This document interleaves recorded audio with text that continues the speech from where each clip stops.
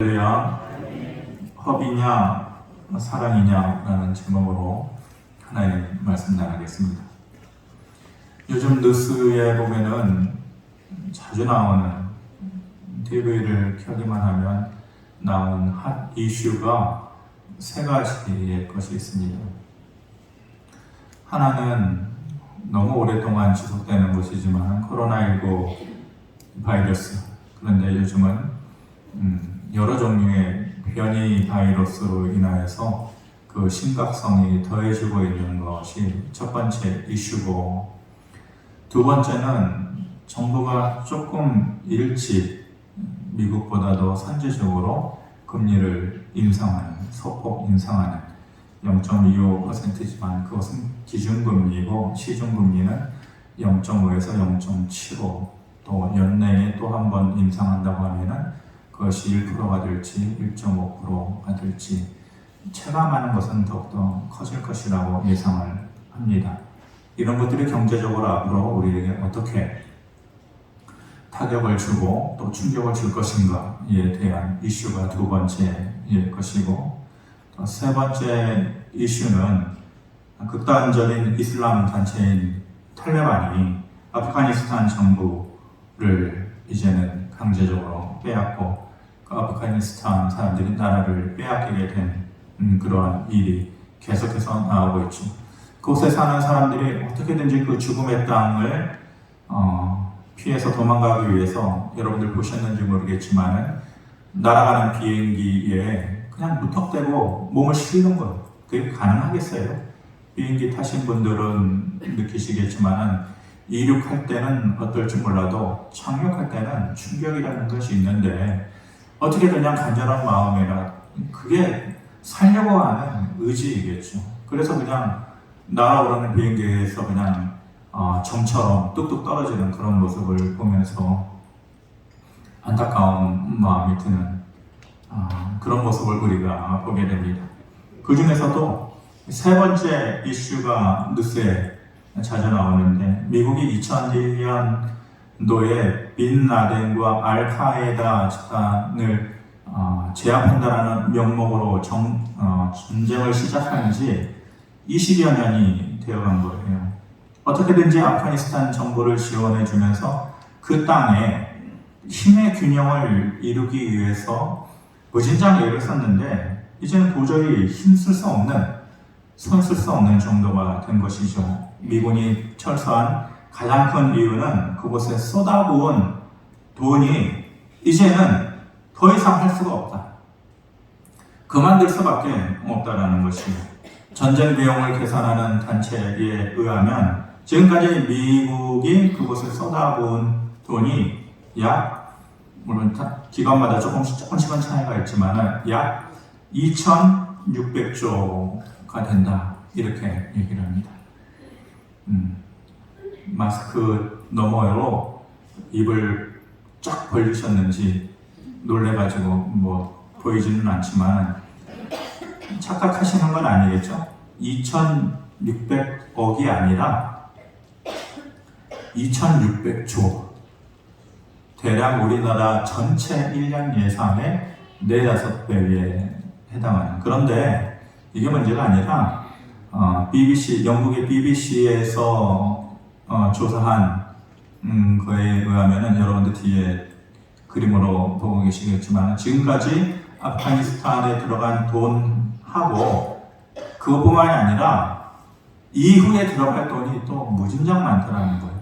왜냐하면 그곳에서 사망한 사람들, 부상을 입고 돌아온 사람들의 사후, 또 그 사람들을 케어해 줘야 되는 비용들, 그 아프가니스탄뿐만이 아니라 그 접경 지역에 있는 파키스탄에도 비슷한 문제가 있으니까 그것들에도 계속 돈을 쏟아부어야 되거든요. 그런 비용까지 다 합치면은 어떤 돈의 양이 되느냐, 우리나라 돈으로 약 2경 4천조 원이 될 것이다, 이렇게. 여러분 지금 놀라고 계신가요? 아니면은 그냥 그러든지 말든지 그렇게 생각하시나요? 이경이라는 거 들어보셨어요? 예. 조 단위, 천조 단위 위가 이제 경이거든요. 2경 4천조 원이 될 것이다. 그렇게 얘기를 합니다. 아무리 그 땅 잘 되라고 돈을 쏟아부어도 그 정부 지도자들이 부패에 있으니까 안 되는 거예요. 미군한테 받은 무기 탈레반한테 팔아먹고, 그래 탈레반이 버젓이 쓰는 무기가 미군 무기예요. 그리고 마약을 하는 일에 손 끊지 못하고 엄청나게 돈을 들여가지고 그 땅을 좀 치료해 보려고 애써도 오히려 지도자들이 부패하니까 마약의 온상이 되는 것이고, 또 수많은 돈을 자기들의 주머니에 착복하는 그러한 경우가 되니까 도저히 미군도 안 되는 거예요. 그래서 철수한 것이죠. 이런 경우 우리는 뭐라고 얘기해요? 밑 빠진 독에 물 붓기다, 이렇게 표현을 합니다. 미국도 지금 경제적으로 어렵잖아요. 그런 곳에 더 이상 돈을 허비하면 이제 자국도 힘들어집니다. 자기네도 힘들어질 것이다. 이런 보고가 오래전부터 나왔기 때문에 어쩔 수가 없는 상태이었던 것이죠. 밑 빠진 독에 물 붓기, 허비라고 하죠. 우리 낭비라고도 하고. 허비라는 말은 헛되이 써버린다라는 그런 말 있잖아요. 헛되다라는 말은 결국은 사라지고 만다라는 뜻이 그 안에 담겨져 있는 것입니다. 돈이든지 또 시간이든지 건강이든지 이런 것을 제대로 관리하지 않고 헛되이 써버리면은 결국은 사라지고 마는 때가 오게 될 것이고, 그리고 시간이 지나고 나면은 아쉬움만 남고 후회만 남게 되는 것이죠. 오늘 본문에 예수님 앞에서 아주 귀한 향료를 발에 붓고 자기 머리털로 그 발을 닦아준 한 여인의 이야기가 나오거든요. 다른 복음서에도 이 비슷한 이야기가 나와요. 요한복음 12장에도 나오고 마가복음 14장, 마태복음 26장에도 나오는데, 그런데 향유를 부은 여인의 주체가 달라요. 예를 들면 요한복음 12장에는 향유를 부은 여인이 죽었다 살아난 나사로의 누이인 우리가 잘 알고 있는 마리아라고 하는 여인이 예수님의 발에 향유를 부었는데, 오늘 본문은 그 마리아가 아니고 이름 모를 죄 지은 한 여인이다, 그렇게 얘기를 하고 있습니다. 서로 다른 사건인 거죠. 36절부터 시작되는 이야기의 전개를 보면 한 바리새인이 예수님을 자기의 집에 초대를 합니다. 아주 이례적인 일이에요. 그 당시에 바리새인들은 예수님과 생각이 달랐어요. 추구하는 것이 달랐어요. 그래서 매사에 서로 맞지 않는 거죠. 그래서 그 관계의 거리가 가까워질 수밖에 없어요. 질 수가 없는 거예요. 등 돌릴 수밖에 없는 것이, 오죽하면 예수님께서 그들을 향하여서 독사의 자식들아 라고 말하면서 그들을 멀리하고 또 인정하지 않으려고 하셨던 것 아닙니까? 그런데 그런 바리새인들이 예수님을 자기의 집에 초대한 것도 이례적인 것이고, 예수님께서 그런 바리새인의 집에 초대를 받아 가셨다는 것도 평범한 일은 아닌 것이죠. 분명한 것은 바리새인이 예수님을 초대한 것은 순수한 마음에서 그렇게 한 것이 아니었어요. 뒤에 이야기를 보면은 예수님께서 자기를 초대를 해놓고 홀대한 바리새인에 대해서 아주 날카롭게 지적을 하고 계시거든요. 그런 모습을 보면은 그 초대가 좋은 목적에서 이루어진 것이 아니다라는 것을 알 수가 있죠. 그런데 바리새인은 순수하지 못한 목적에서 예수님을 초대하였지만, 예수님은 뭔가 선한 목적이 있어서 그 집에 들어가셨다라는 것이죠. 그리고 그 목적이 무엇인가라는 것을 보여주기 위해서 한 여인이 지금 등장을 하고 있는 것이에요. 37절 이렇게 얘기합니다. 그 동네에 죄를 지은 한 여자가 있어 예수께서 바리새인의 집에 앉아 계심을 알고 향유 담은 옥합을 가지고 와서, 38절 한번 같이 보겠습니다. 시작. 예수의 뒤로 그 발 곁에 서서 울며 눈물로 그 발을 적시고 자기 머리털로 닦고 그 발에 입 맞추고 향유를 부으니. 본문을 가만히 살펴보면 상식적이지 않은 일들이 계속해서 일어나고 있는 것이죠. 첫 번째는 죄를 지은 한 여인의 등장입니다. 요즘 아프가니스탄 정부가 탈레반의 손에 넘어가면서 가장 위협을 받고 있는 사람들이 누구냐? 여자들이에요. 여자들. 다 비슷하지만 목숨의 위협을 받고 있지만 가장 큰 손해를 받고 가장 큰 위협을 받는 것이 바로 여자들입니다. 그들은 여자를 인격체로 인정하지 않아요. 하나의 물건처럼 함부로 다루고 심지어는 아주 쉽게 한 여자의 목숨을 그냥 사망에 이르게 하는 그러한 파렴치한 집단들이죠. 그런데 예수님 당시에 여자들의 신분이 그랬어요. 그런데다가 무슨 죄라는 것은 나오지 않았지만은 죄를 지은 여자예요. 여자라는 것도 모자른데 거기다가 죄를 지은 여자. 인정받을 수가 없어요. 그런데 일반 사람의 집에 들어갔나요? 그게 아니잖아요. 누구의 집에 들어갔어요? 한 바리새인의 집에 일방적으로 그 여자가 들어간 거예요. 들어오라는 말도 없고 일방적으로 들어간 것이. 바리새인들은 내 자신은 깨끗하다. 죄로부터 나는 어느 정도 자유롭다라고 자기 자신을 유별나게 자랑하는 사람들이잖아요. 사람들 앞에서 자기 자신을 드러내고 나같이 하는 사람이 있으면 나와봐. 금식도 하고 헌금도 하고 할 만한 일은 다 해. 그렇게 자기 자신을 유독 드러내기 좋아하는 사람들인데 그런 바리새인의 집에 죄를 지은 한 여자가 들어왔다라는 것 일단 받아들이기 힘든 장면인 거지. 또 어떤 모습이 상식적이지 않습니까? 그 여인이 예수님의 발에 값비싼 향유 옥합을 깨뜨리고 첫 번째, 그리고 그것을 발에 적시고 두 번째, 그리고 마지막으로 머리털로 닦았다라는 것이죠. 세 가지 내용이 다 상식적이지가 않아요. 향유 옥합을 깨뜨렸다. 굉장히 비싼 것이거든요. 그 향유 옥합이 어느 정도 값어치를 가지고 있는 것인가 라는 것을 우리가 요한복음 12장을 보면은 가늠해 볼 수가 있어요. 그때 마리아가 예수님을 위해서 향유 옥합을 깨뜨리거든요. 비슷한 장면이죠. 그것을 보고 있으면서 예수님의 제자 중에 가룟 유다라고 하는 제자가 있잖아요. 아주 계산에 빠른 사람이거든요. 그러니까 제자들 중에서 어떤 직분을 하는 사람이었어요? 회계. 돈 관리하는. 굉장히 계산이 빠른 사람인데 그 모습을 보고 불평을 하죠. 불평을 하면서 아니 도대체 너는 생각이 있는 사람이냐? 이 귀한 것을 300데나리온에 팔았으면 더 좋은 일에 얼마든지 쓸 수 있었을 텐데 이렇게 얘기를 하거든요. 그러니까 향유 옥합이 대략 300데나리온 정도의 값어치가 된다는 것이죠. 한 데나리온이 요즘으로 얘기하면은 한 노동자가 온전히 일해서 하루 버는 그런 임금이거든요.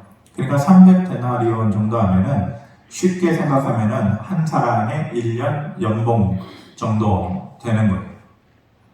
제 목소리가 오늘 굉장히 딴 때에 비해서 굉장히 감미롭게 들리시죠? 예. 그래서 이제 슬그머니 이제 아랫눈이 자꾸만 끌어당기는 그러면 제가 이제 그런 모습을 보면은 조금 더 날카롭게 막 이렇게 할 수밖에 없는데 그러면 나중에 또 지적당해요. 왜 이렇게 크게 하냐고. 그래서 조용조용히 할 테니까 여러분들은 눈꺼풀을 올리시기 바랍니다. 예. 한 노동자의 1년치 연봉 정도 되는 엄청난 금액의 그러한 가치를 가지고 있는 것이죠. 그리고 그것도 이해가 되지 않는데 그걸 어디에 부었다라고 합니까? 예수님의 발에 부었어요. 원래 감람류를 비롯해가지고 기름의 종류는 어디에다 부어야 되느냐? 머리에 바르는 거거든요. 머리에 붓고 머리에 그러는 것인데 그것을 어디에 발라요? 발에 발라요. 여러분들 우리의 신체 중에서 가장 홀대받는 것이 어디예요? 발이에요. 얼굴은 맨날 찍어 바르고 뭐 하고 머리도 만지고 몸은 마사지도 받고 막 이러는데 그 가운데 가장 홀대받는 것이 바로 발이에요. 소홀하게 생각되는 것이잖아요. 그런데 그곳에 향유를 부으면서 또 자기의 머리털로 그리고 눈물을 흘려서 그것을 닦아주었다. 여자들에게 있어서 가장 귀한 것은 그때나 지금이나 머리털이거든요. 머리카락이거든요. 가장 소홀하게 생각되는 곳을 가장 귀한 것으로 닦아내고 있는 것이죠. 이 모든 것이 바리새인의 눈에 보면, 그 입장에서 보면 다 이해가 되지 않는, 왜 그 비싼 것을, 왜 하필이면 발에, 왜 너한테는 소중한 머리털인데 왜 그 지저분한 발에 닦아주느냐 하는 것이죠. 바리새인은 그 이유를 도저히 알 수가 없었는데 예수님은 그 이유가 보이는 거예요. 그 이유를 아는 거예요. 그러면서 한 가지 이야기를 설명을 하면서 말씀을 하시죠. 그 바리새인에게 얘기하는 거예요. 너 이해 못하지? 지금의 이 상황 모르겠지? 라고 하면서 내가 한 가지 얘기해 줄게. 두 사람이 있어. 한 사람은 50데나리온을 빚진 사람이야. 한 사람은 500데나리온을 빚진 사람이야. 데나리온 조금 전에 설명했잖아요. 500데나리온이니까 아마 1년 반 정도 되는 임금이니까 어떤 사람에게는 한 4,5천만 원 정도 되겠죠. 그 정도의 빚진 사람이 있고 4,500만 원을 빚진 사람이 있어. 그런데 주인이 보니까 둘 다 불쌍해. 갚을 능력도 없고 코로나의 위기 때문에 부채도 많아지고 그래서 불쌍한 마음이 들어서 둘 다 그 돈을 탕감해 주었단다. 바리새인에게 얘기해 주는 거죠. 얼마나 고맙겠어요. 두 사람 다. 두 사람 중에 누가 더 탕감해준 주인을 더 많이 사랑하겠느냐라고 질문하는 거죠. 아주 쉬운 질문이죠. 누가 더 그 주인을 사랑하겠어요? 500데나리온 받은 사람입니다. 탕감받은 사람입니다. 라고 바리새인이 얘기하거든요. 맞다. 주님께서 얘기하셔요.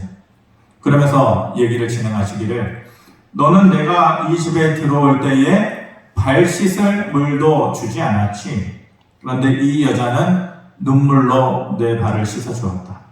너는 내가 이 집에 들어올 때 그 흔한 감람유도 내 머리에 발라주지 않았지만 이 여자는 정말로 그 여인의 평생 모은 재산이라고도 할 수 있는 귀한 향유를 아낌없이 내 발에 쏟아부었다. 그러시면서 두 사람의 믿음과 삶에 어떻게 차이가 나는지에 대해서 중요한 말씀을 하셔요. 그 바리새인과 이 죄 지은 여인의 차이가 뭐냐? 47절에 그 말씀을 하시는 거죠. 같이 한번 보겠습니다. 시작. 이러므로 내가 너에게 말하노니 그의 많은 죄가 사하여졌도다. 이는 그의 사랑함이 많음이다. 사함을 받은 일이 적은 자는 적게 사랑하느니라. 아멘. 이 여자는 죄가 많아가지고 그 고통을 이기지 못해서 나에게 왔는데 이제는 그 여자의 모든 죄가 사하여졌다라는 것이에요. 여기서 죄가 사하여졌다라는 것은 그의 인생의 문제가 해결됐다는 거예요. 만약 이 여자의 문제가 병에 걸렸다면은 예수님께서 그 자리에서 그 여자의 병을 고쳐주셨을 것이고, 만약 이 여자의 문제가 자녀가 귀신이 들린 문제였다면은 예수님께서 그 귀신을 쫓아내주시고 온전히 회복시켜 주셨을 것이에요. 어쨌건 이 여자의 삶의 문제가 해결이 되었어요. 그런데 해결된 이유가 뭐라고 해요? 해결받은 근본적인 이유가 뭐냐? 이게 중요해요. 비싼 옥합을 아낌없이 깨뜨렸기 때문일까요? 그게 아니에요. 저는 이것을 이렇게 말씀하시는 분들 보면 너무 마음이 답답해요. 비싼 옥합을 아낌없이 주님께 드렸습니다. 여러분도 그렇게 하셔야만 합니다. 당연히 맞는 말씀이에요. 진실된 마음에 담아있다면 당연히 그렇게 해야 되는 것이에요. 그런데 여기서는 그게 아니에요. 비싼 옥합을 아낌없이 깨뜨렸기 때문에 그게 아니고 뭐라고 얘기해요? 그 이유를 그의 사랑함이 많음이다. 이렇게 말씀하고 있어요. 예수님을 향한 그 죄 많은 여인이 가지고 나온 것은 비싼 향유 옥합이 아니고 그의 마음 가운데 주님을 향한 그 사랑함이 많음이다. 오히려 그 마음에 주님을 향한 그 깊은 마음이 있다라고, 자리 잡고 있다라고 하는 것을 주님의 눈으로는 본 거예요. 그것이 바로 이 여자가 삶의 문제를 해결할 수 있었던 원인, 이유가 된 것이죠. 저는 이것이 우리가 신앙생활을 어떻게 해야 하는가에 대해서 설명해주는 아주 기본적인 틀이라고 생각합니다. 우리가 교회 나오는 이유가 뭡니까? 예수님 믿는다고 고백하는 이유가 뭐예요? 어떤 사람은 분명히 물질적인 문제에 극복을 위해서 나오는 사람들도 있을 것이고, 육신적인 질병의 아픔 때문에 나오는 사람들도 있을 것이고, 이런저런 삶의 문제를 이겨내기 위해서 나오는 사람들도 있을 것입니다. 하지만 그것보다 더 중요한 것은 먼저 하나님을 사랑하는 마음이 우리 안에 있어야 함을 우리가 기억해야 하는 것입니다. 그것 때문에 연약해서 그것 때문에 나오기는 하지만 그 문제의 해결함을 받은 것은 향유옥합을 깨뜨렸기 때문이 아니고 그 여자의 마음에 사랑함이 많음이더라 라는 것이 키예요. 그게 열쇠입니다. 또 뭐라고 하셔요? 사함이 받은 일이 적은 자는 적게 사랑한다 라고 하시잖아요. 이 말을 거꾸로 얘기하면 뭐예요? 반대로 사함을 받은 일이 많은 사람은 더 많은 사랑의 모습을 보여주게 되겠다. 우리가 예수 그리스도의 십자가의 죽음으로 인해서 영생하는 큰 선물을 받았고 평생 자유로울 수 없는 죄의 문제로부터 우리가 자유함을 받았다. 사함받은 것이 큰 거예요. 그것을 아는 사람은 더 많이 사랑한다. 그것을 모르는 자는 사함받은 것이 적은 자는 적게 사랑한다. 그게 그 의미예요. 바리새인과 그 여자의 삶이 구별되어지는 중요한 포인트가 세 가지가 있어요. 뭐냐? 그 여자는 주님 앞에 나올 때에 자기가 죄인이라는 것을 알고 나와요. 그런데 바리새인에게는 그 모습이 없어요. 이게 갈라지는 포인트예요. 여러분들 주님 앞에 나올 때 어떤 모습으로 나와야 하는지에 대한 답을 주는 거예요. 그리고 하나님, 그 여자는 주님 앞에 나올 때에 하나님으로부터 죄 사함을 받았다라는 것과 내가 많은 사랑을 받았다라는 것을 알고 나온 사람인데 바리새인에게는 그 모습이 없어요. 여러분들 그 마음을 가지고 이 자리에 나옵니까? 그리고 세 번째로, 그렇기 때문에 그 여자는 감사하는 마음을 가지고 향유옥합을 깨뜨립니다. 그런데 바리새인은 그 모습이 없었어요. 그 흔한 감람료도 없었고 발을 씻을 만한 물도 내놓지 않았어요. 여기서 바리새인과 그 여인의 삶의 차이가 나는 거예요. 그리고 이것이 하나님 앞에 나오는 우리의 모습 안에 있는 차이예요. 50절에 이렇게 말씀하십니다. 예수께서 여자에게 이르시되 내 믿음이 너를 구원하였으니 평안히 가라 하십니다. 이 여자의 괴로움은 그 마음의 죄로 인한 평안함이 없었던 것이었겠죠. 불안하고 죄악스럽고 그런 마음, 자유롭지 못한 마음. 그런데 이제는 그 묶여있던 것으로부터 자유를 얻게 된 것입니다. 이 땅을 사는 사람들에게 가장 완벽한 삶의 최후의 상태, 가장 만족한 상태가 뭘까? 저는 그것이 평안이라고 생각해요. 평안. 돈이 있어도 평안하지 못한 사람이 있고, 높은 곳에 있어도, 명예를 많이 가지고 있어도 분명히 평안하지 못한 사람들이 있어요. 그런 걸로는 삶의 평안을 유지할 수 없다는 것이죠. 어느 정도는 유지가 되겠죠. 부인하지는 않아요. 돈도 삶을 윤택하게 하고 명예도 사람에게 만족을 주는 것이죠. 하지만 이것이 온전한 평안을 가져다 주지 못해요. 결국 우리의 삶에 어떤 것이 있든지 간에 없든지 간에 마음의 평안한 상태를 유지할 수 있는 것은 인간의 노력으로 되는 것이 아니고 하나님께서 만들어주신 그 환경으로 그것을 통해서 우리가 은혜로 누리는 그런 상태를 말하는 것입니다. 그런데 이 죄 많은 여인이 그 은혜를 누렸다라는 것이에요. 완전히 채워지고 완전히 자유로워져서 돌아간 것이. 바리새인이 그 여자의 이해되지 않는 행동을 보면서 왜 저렇게 허비하나? 허비라는 말을 분명히 그 입술에 담고 있었을 거예요. 왜 그렇게 쓸데없이 써버리지? 왜 허비하지? 하지만 그것은 허비가 아니라 하나님으로부터 더 많은 죄사함을 받고 더 많은 사랑을 받은 것에 대한 감사함으로 마음에서 우러나오는 자연스러운 모습이었던 것입니다. 자기도 모르게 그렇게 하지 않으면 안 될 것 같은 마음의 뜨거운 마음이 그에게 있었던 것이었고 주님을 사랑하는 마음으로 그렇게 했던 것이에요. 우리도 그런가요? 결국 그 행동은 허비가 아니라 사랑이었다는 것입니다. 말씀을 맺겠습니다. 초청은 누가 했어요? 초청은 바리새인이 했어요. 만남은 누가 가져요? 만남은 죄 많은 여인이 예수님과의 만남을 가져요. 바리새인이 어떤 목적을 가지고 예수님을 모셔왔는지는 모르겠지만은 그 목적을 이루지 못했어요.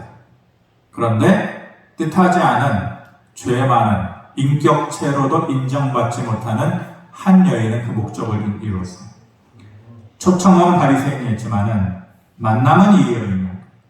우리가 하나님을 믿는다라고 살아가는 거 다 그렇게 주님을 초청하는 듯 하면서 살아가잖아요.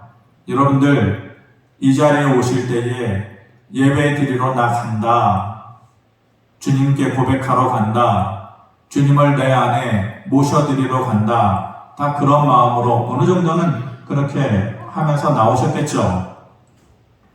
초청은 다 해요, 바리새인처럼. 그런데 만남은 모두에게 그렇게 쉽게 주어지진 않아요.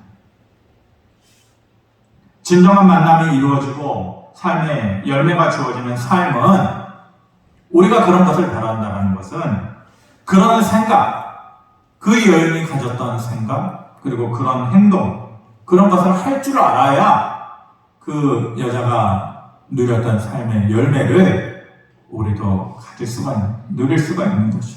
그런 생각을 하고 그런 행동을 할 줄 알아야 돼요.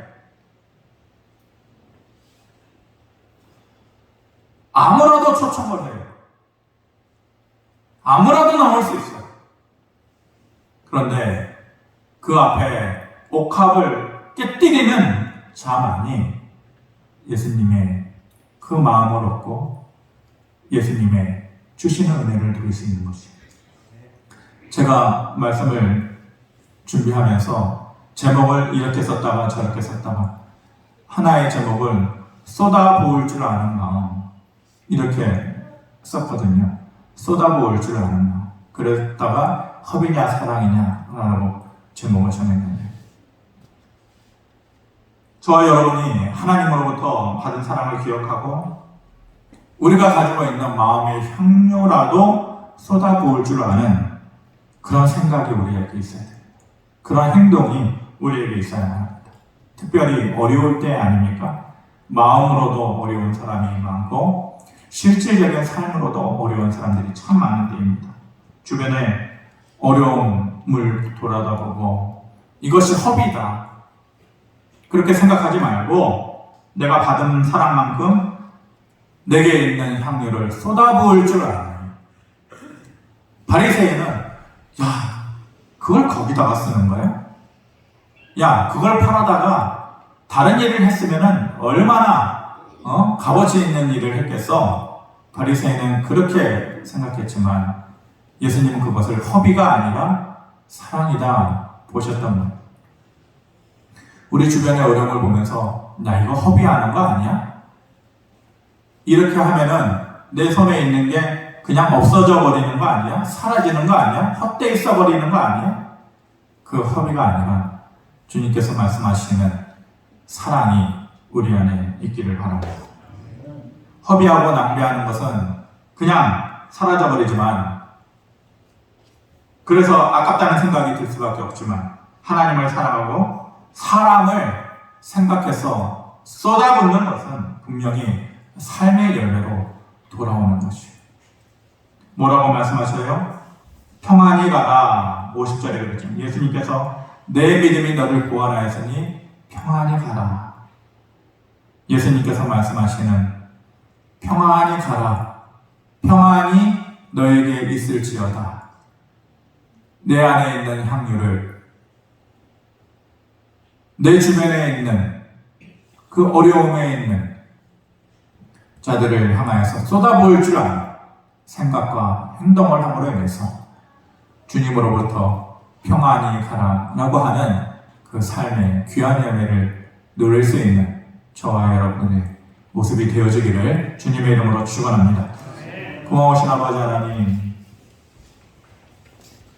내 생각은 너희와 다르고 내 계획은 너희와 다르다. 하나님은 참 사람들과 다른 것이 많았습니다. 그러므로 너희도 세상 사람들과 다른 생각을 하고 다른 기준을 가지고 살아라, 이렇게 말씀하십니다. 사람들은 그게 허비야, 그게 그냥 사라져버리는 것이야 라고 말하겠지만, 너희는 그렇게 생각하지 말고 그렇게 행동하지 말아라 라고 우리에게 주시는 말씀인 줄 압니다. 더 많이 사함 받은 만큼 더 많이 사랑할 줄 아는 그런 마음, 이것이 우리의 믿음인 줄 믿습니다. 이런 모습 우리 안에 있게 하여 주시옵소서. 예수 그리스도의 이름으로 기도하옵나이다. 아멘.